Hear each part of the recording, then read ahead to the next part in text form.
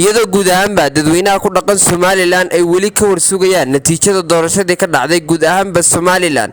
badhasaabka gobolka awdal Maxamed Axmed Caalim Timbor ayaa waxa uu maanta shaaciyay natiijada hordhaca ah ee laba degmo oo ka tirsan gobolada awdal iyo saylac. waxa uu yiri hadda maanteed Ilaahay baa iskale, Ilaaha nabad qab inoogu soo dhameeyay doorashooyinka aynu galnay. aad baynu ugu mahadinaynaa guud ahaan iyadoo qofna xaqiiqi gaarin ayaa xalay ay gabagaboobeen tiradii ayaa socotay ilaa xalayto.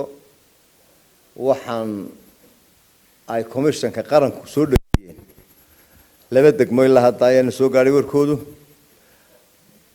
natiijada kumeel gaareen hordhaca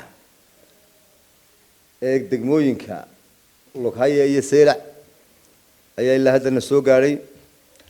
xusbiyaduna waxay u kala heleen sidan soo socota. waanu ku amaanaynaa shaqaalaha komishanka ee degmooyinka joogay iyo ciidanka la hawlgeliyay labadaba. waxaanu aad u amaanaynaa shicibka iyaga sida nabadgelyada hawshooda ku dhameystay. waxaanu mahadnaqaynaa Ilaahay alxamdulillaah rabbil caalamiin. degmada Loghaya idin horeysiyo sida uu soo dhajiyay komishanka doorashooyinka ee degmada Loghaya. xusbiga kulmiye waxa uu helay 5, xusbiga wadana wuxuu ka helay 2, xusbiga cudna wuxuu ka helay 2. deegaanka degmada Loghaya waa 9 kaas. 9 kaas soo kordhiin degmada Saylac sida uu soo dhajiyay gudoomiyihii degmada ee komishanka qaranku. waxa loo kala helay kulmiye oo 4, wadani oo 4 iyo 3 u cida iyana golaheeda deegaanka waa 11. saasana loo kala helay. alxamdulillaah rabbil caalamiin baynu leenahay.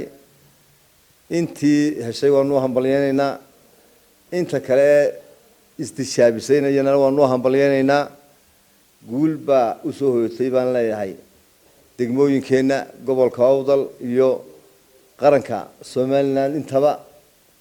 insha Allah degmada Loghaya saacada dabadeed in yar dabadeed waa naga heleysaan. degmada boorab way tiro badnayd iyana waxa laga yaabaa ilaa caawiyo inoo soo gabagabowdo. wassalaamu calaykum waraxmatullaahi wabarakaatuh.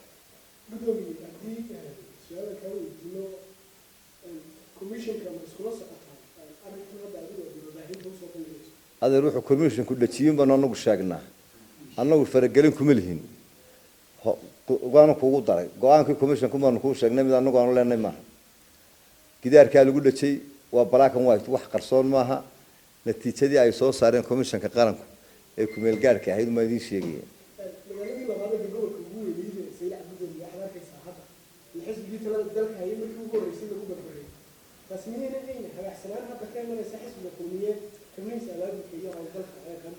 taa waxaanu ka jawaabay markay soo dhammaystiranto insha Allah.